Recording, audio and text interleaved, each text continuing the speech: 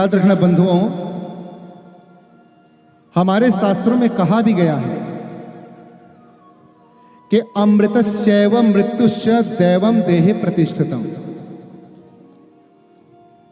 हमारे शरीर में अमृत भी है और मृत्यु भी छिपा है। अब आप कहेंगे अमृत क्या है महाराज? मृत्यु यानी अंत और अमृत माने अनंत। तो मृत्यु क्या है? शास्त्रों में वर्णन है कि मृत्यु आपदते मोहात सत्य नापते मृतम। व्यक्ति भगवान के शरण में बैठकर भी मन में संसार के जगत की चिंता करके यदि बैठे, मेरा दुकान मेरा मकान, तो समझा वो व्यक्ति जीते जी भी मृत्यु को प्राप्त कर चुका है। लेकिन श्रीमद् भागवत कथा कहती है कि जो व्यक्ति संसार के लौकिक कार्य कर रहा है, चाहे वो नौकरी में हो, दुकानदार हो, व्यापारी हो, शिक्षक हो, जिस कार्य में लग्न है, संसार का कार्य कर रहा है, लेकिन हर क्षण यदि उसके मन में यदि जगदीश से नाता जुड़ा है, तो समझो व्यक्ति अमृत को प्राप्त कर लिया है। तो बंधुओं, हम यही प्रयास करेंगे कि भागवत कथा के माध्यम से हमारा जीवन जगत से छूट करके जगदीश से जुड़े। एक उदाहरण से समझाऊं आपको। एक व्यक्ति था, एक संत के पास गया। ध्यान से सुनना। बड़ा जिज्ञासु था। जिज्ञासु अर्थात जिसके अंदर जानने की इच्छा हो।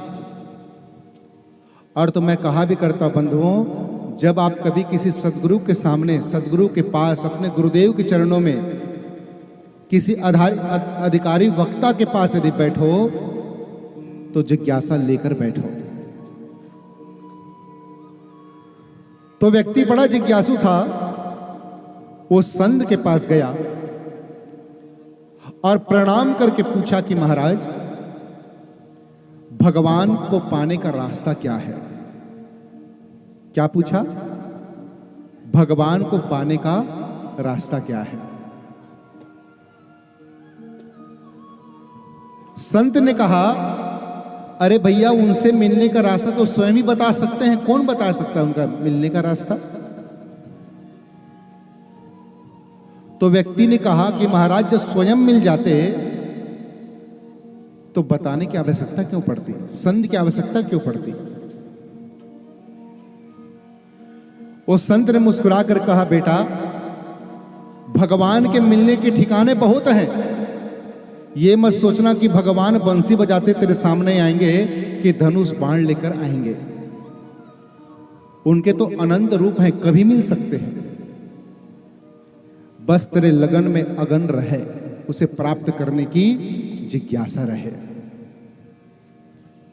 क्योंकि बंधुओं, भगवान यदि मिलना चाहे तो उसके अनेक रूप हैं। ये मत सोचना कि जो मंदिर में विग्रह देखते हो उसी रूप में तुमसे मिलने आएंगे। क्योंकि मैं कहा भी करता हूं, अभी साजे दिल में तराने बहुत हैं, अभी जिंदगी के बहाने बहुत हैं। अभी साजे दिल में तराने बहुत हैं, अभी जिंदगी के बहाने बहुत हैं। ये मंदिर, ये तीर्थ, ये धाम की क्या कहें, यदि वो मिलना चाहे तो उसके ठिकाने भी बहुत हैं। यदि वो मिलना चाहे तो उसके ठिकाने भी बहुत हैं।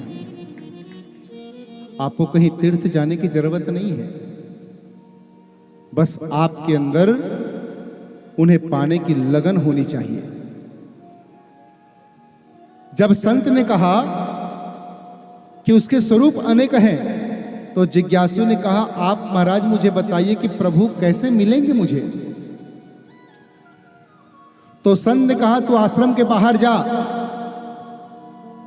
और याद रखना, जो व्यक्ति तुझे पहला मिले ना, वही भगवान है। वो जिज्ञासु व्यक्ति बड़ा प्रसन्न हुआ और संत के आश्रम से बाहर आया और जब बाहर आया तो जब कुछ दूर आगे गया तो उसने एक बच्चे को पतंग उड़ाते देखा। उसे संत की बात याद आ गई कि महात्मा गुरुदेव ने कहा कि जो व्यक्ति पहले मिले वही भगवान है, और गुरुदेव ने यह भी कहा है कि भगवान के कोई स्वरूप नहीं है, किसी भी रूप में मिल सकते हैं। वो जिज्ञासु उस बालक के पास गया, उसने देखा कि बालक के हाथ में डोर है और पतंग आकाश में उड़ रहा है, और बालक की दृष्टि तो उस पतंग पे, आकाश पे पतंग पे है। कभी आगे बढ़ रहा है, कभी पीछे बढ़ रहा है, कभी गिर रहा है, लेकिन उसका ध्यान आकाश में है कि कहीं मेरी पतंग कट न जाए। वो व्यक्ति गया और जा करके कहा कि भैया तू भगवान है? उस बालक ने कोई जवाब नहीं दिया। फिर उसने कहा भैया तू भगवान है? जब बार बार कहने लगा तो अंत में बालक ने कहा कि तू क्या पागल है? ये सुनकर के वो जिज्ञासु व्यक्ति दुखी हो गया, ये भगवान नहीं है। और उसे सोचा कि संत भगवान ने ऐसे ही कह दिया कि जो पहला व्यक्ति मिलेगा वो भगवान है। ऐसा सोच करके व्यक्ति, पुनः जिज्ञासु व्यक्ति संत के पास गया, बोला महाराज आपने कहा कि पहला व्यक्ति जो मिलेगा चाहे कोई भी हो वो भगवान होगा, लेकिन मुझे तो कहीं से भगवान दिखा नहीं। संत ने पूछा तुझे मिला तो मिला कौन? उस व्यक्ति ने बताया महाराज एक बालक मैंने देखा। तो संत ने कहा क्या कर रहा था? महाराज वो उसके हाथ में डोर थी, वो पतंग उड़ा रहा था, हाथ में तो डोर थी लेकिन आकाश में उसका पतंग था, उसकी दृष्टि पतंग से हट नहीं रही थी। कभी आगे बढ़ता, कभी पीछे बढ़ता, कभी गिरता, कभी उड़ता, लेकिन उसकी दृष्टि एक तक पतंग पर थी, कहीं पतंग कट न जाए। ये सुन करके संत मुस्कुरा कर कहें अरे तुझे भगवान मिल भी गए और तुझे रास्ता भी बता दिए कैसे मिलेंगे।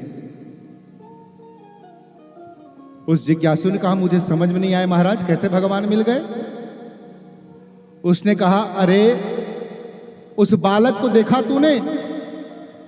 वो कभी नीचे गिरता था, कभी उड़ता था, और उसके हाथ में डोर थी, लेकिन हर गिरते वक्त, पड़ते वक्त उसकी दृष्टि पतंग पर थी कि कहीं पतंग न कट जाए। उसी प्रकार इस जीवन में सुख आएगा, दुख आ गया, कभी गिरोगे, कभी संभलोगे, लेकिन याद रखना तुम्हारे जीवन की पतंग की डोर परमात्मा से कट न जाए। बस यही ध्यान रखना।